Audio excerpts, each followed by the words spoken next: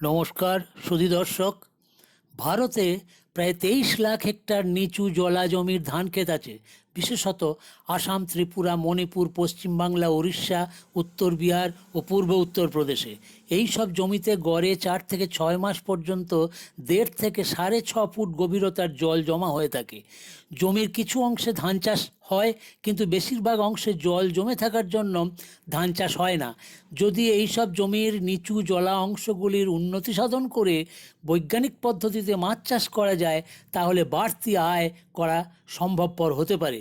পরীক্ষায় দেখা গেছে ধান খেতে মাছ চাষ করলে ধানের উৎপাদন 15% বৃদ্ধি পায়। ধান খেতে মাছ চাষের সুবিধা কি কি? বর্ষাকালে পুকুর ও ধান ক্ষেত প্লাবিত হলে মাছ পুকুর বা খাল থেকে ধান খেতে প্রবেশ করে ও সারা জমিতে বিচরণ করে খাদ্য সংগ্রহ করে। ধান ক্ষেতের জল ধীরে ধীরে শুকিয়ে গেলে মাছ ও ধান ক্ষেত থেকে পুকুর বা খালে আশ্রয় নেয়। মাছের মল সার হিসেবে ধান গাছের কাজে লাগে। ধান খেতে জল দরকার হলে পুকুর থেকে দেওয়া হয়, যা মাটি চুঁইয়ে আবার পুকুরে জমা হয়, সেজন্য জলের পুনর্ব্যবহার হয়ে যায়।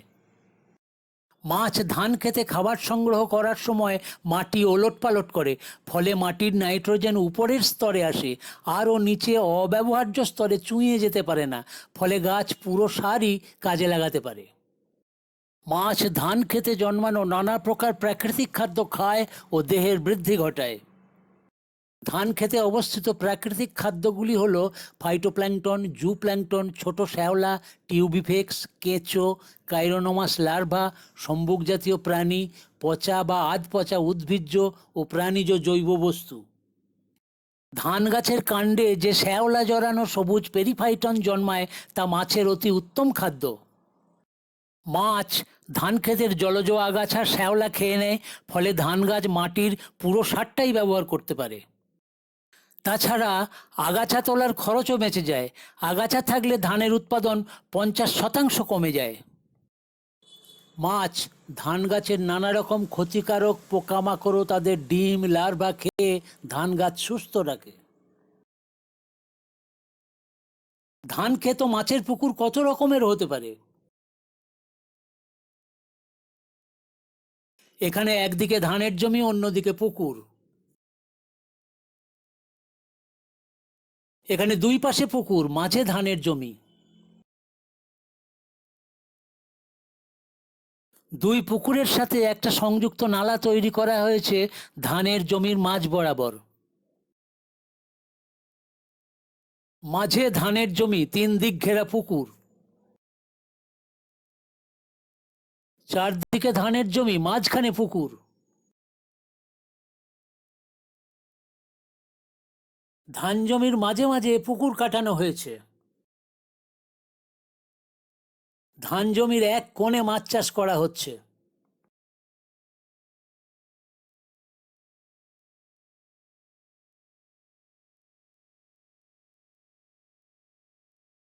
ধান ক্ষেতের চারদিকে লম্বা করে খাল কাটা হয়েছে। এখানে শিঙি, মাগুর বা গলদা চিংড়ি চাষ করা যেতে পারে।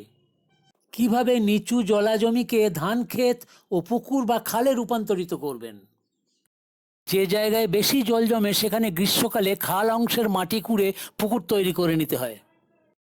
ওই মাটি দিয়ে এই পুরো জায়গার ধান ক্ষেত ও পুকুর চারদিক মোটা উঁচু বাঁধ তৈরি করতে হয়, যাতে বর্ষার সময় ধান ক্ষেত ও পুকুর থেকে মাছ পালাতে না পারে। ধান ক্ষেত ও চারপাশের খাল তৈরি করার আগে ট্রাক্টর দিয়ে জমি চাষ করা হচ্ছে। জমির চারপাশে খাল কাটা হয়েছে, মাঝে ধানের বীজতলা ও জমি। ধান ক্ষেত ও পুকুরের মাঝে 1 ফুট উঁচু বাঁধও দিতে হয়। চারদিকে বাঁশ পুঁতে সূক্ষ্ম পাকের নাইলন জাল দিয়ে ঘিরতে হয়, যাতে মাছ পালাতে না পারে। জালের নিচের দিক মাটির মধ্যে খানিকটা পুঁতে দিতে হয়, যাতে নিচের ফাঁক দিয়ে মাছ পালাতে না পারে। মৎস্যভুক পাখি আটকাতে ওপরে ফাঁস জালও লাগে। এখানে দেখুন পুরো জমি জাল দিয়ে ঘেরা হয়েছে। এই পাশের খালে মাছ ছাড়া হয়।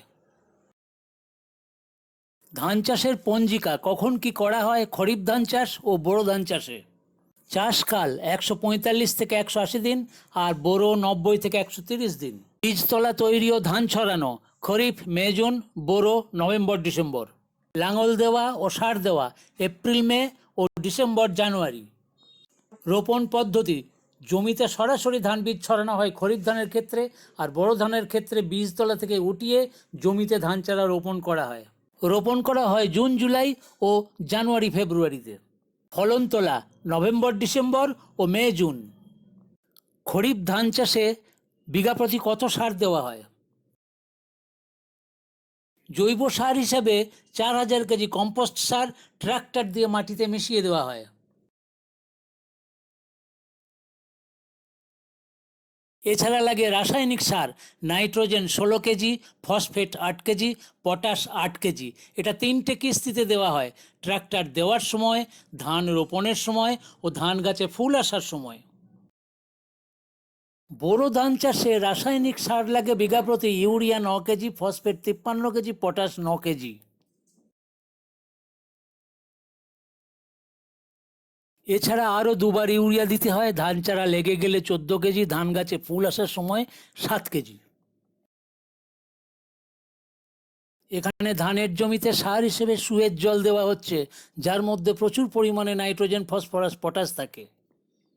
ধান খেতে মাছ চাষের জন্য চাষোপযোগী ধান নির্বাচন: খরিফ বা বর্ষাকালীন গভীর জলের ধানের অনেক প্রকার প্রজাতি আছে এবং সেগুলো ধান খেতে জলের গভীরতা অনুসারে নির্বাচন করতে হয়। 20 থেকে 30 ইঞ্চি হলে প্রধানত সবিতা, 20 থেকে 39 ইঞ্চি হলে পরে এনসি, সিএন ও এসএফ ভ্যারাইটির ধানগুলো ব্যবহার করা যেতে পারে।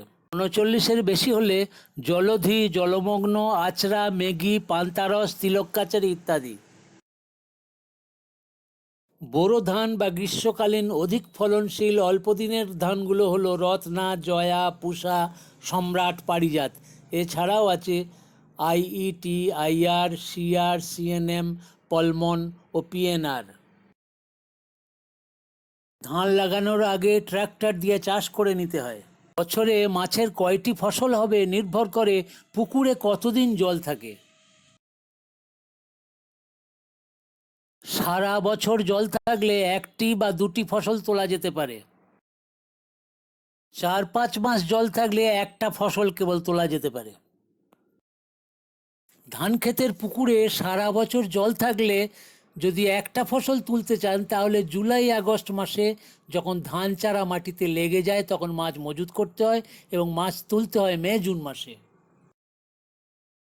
যদি দুটো ফসল করতে চান তাহলে প্রথম ফসলটা একইভাবে হবে, অর্থাৎ জুলাই আগস্টে মাছ মজুত করতে হবে এবং ডিসেম্বর জানুয়ারিতে খরিফ ধান কাটার সময় মাছ তুলে ফেলতে হবে। আবার দ্বিতীয় ফসলটা হবে জানুয়ারি মাসে বোরো ধান রোপণের সময় মজুত, আর মাছ তোলা হবে মে জুন মাসে বোরো ধান কাটার সময়। ধান ক্ষেতের পুকুরে 4-5 মাস জল থাকলে কি করতে হবে? জুলাই আগস্টে মাছ মজুত করতে হবে এবং ডিসেম্বর জানুয়ারিতে খরিফ ধান কাটার সময় সমস্ত মাছ তুলে ফেলতে হবে। ধান ক্ষেতের পুকুরে যে যে মাছগুলো ছাড়া যেতে পারে তার প্রধান মাছগুলো হলো রুই, কাতলা, মৃগেল, কমন কার্প, বাটা, জাভা পুঁটি, মৌরলা, কই, মাগুর, শিঙি ও গলদা চিংড়ি। মাছ মজুতের সংখ্যা: সারা বছর জল জমে থাকলে যদি একটা ফসল করতে চান অর্থাৎ জুলাই আগস্ট থেকে মে জুন পর্যন্ত, তাহলে যে কোনো একটি অনুপাতের মাছ আপনাদের ছাড়তে হবে: কাতলা, রুই, মৃগেল, কমন কার্প অথবা কাতলা, রুই, বাটা ও গলদা চিংড়ি।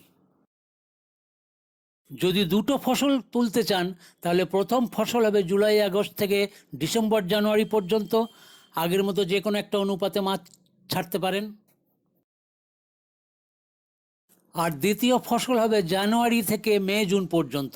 এখানে কেবল বাটা মাছ বিঘা প্রতি 4000 থেকে 5000টা ছাড়া হবে, কারণ বাটা মাছের চাহিদা ও দাম বেশি হওয়ায় বেশি টাকা আয় হয়। কেবল বর্ষাকালে 4-5 মাস জল জমে থাকলে রুই বা মৃগেল বা বাটার ধানিপোনা মজুত করা যেতে পারে এবং তার সাথে গলদা চিংড়িও ছাড়া যেতে পারে। এইভাবে ধান জমির পাশের খালে মাছের চারা ছাড়া হচ্ছে। মাছ ধান খেতে ঘুরে ঘুরে খাবার সংগ্রহ করছে। বিঘা প্রতি পুকুরে কত সার দিতে হবে? গোবর ১৬০০ KG, ammonium sulphate ৯ KG, single super phosphate ১১ KG. মাছের পরিপূরক খাদ্য প্রয়োগ। মোট ওজনের ২ থেকে ৩% হারে প্রতিদিন খাওয়াতে হবে। কুঁড়ো, তার সাথে বাদাম বা সর্ষের খোল সম পরিমাণে মিশিয়ে।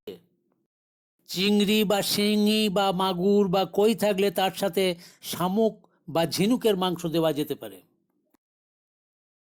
জুলাই আগস্টে মাছ মজুত করার পর থেকে ডিসেম্বর মাস পর্যন্ত খাদ্য না দিলেও চলে, কারণ তখন ধান খেতে জল ভর্তি থাকায় মাছ ধান খেতে ঘুরে ঘুরে প্রচুর প্রাকৃতিক খাদ্য পায়। কিন্তু জানুয়ারি থেকে মে মাস পর্যন্ত মাছকে খাদ্য অবশ্যই দিতে হয়। এই সময় ধান খেতে জল না থাকায় মাছ ধান খেতের প্রাকৃতিক খাবারটা পায় না। ধান জমির পাশে খাল। মাঝে মাঝে খেপলা জাল দিয়ে বড় সাইজের মাছকে ধরে নিলে ছোট মাছগুলো দ্রুত বাড়ে। ধান ও মাছ উৎপাদন বিঘা প্রতি কত হতে পারে? মাছ ১ কুইন্টাল, ধান ৭ কুইন্টাল এবং মোট আয় হতে পারে ২৬,০০০ থেকে ৩৪,০০০ টাকা পর্যন্ত। তবে আইসিএআর সিফার রহরা গবেষণা কেন্দ্রে বৈজ্ঞানিকদের প্রচেষ্টায় ধান ও মাছের ভালো উৎপাদন পাওয়া গেছে। পোনা মাছ পাওয়া গেছে ১৭৩ কেজি, গলদা চিংড়ি ৪৭ কেজি এবং ধান ১৩৩৩ কেজি, এবং দেখা গেছে মোট আয় ৭৩,৫০০ টাকা, মানে বর্তমান বাজার দরে।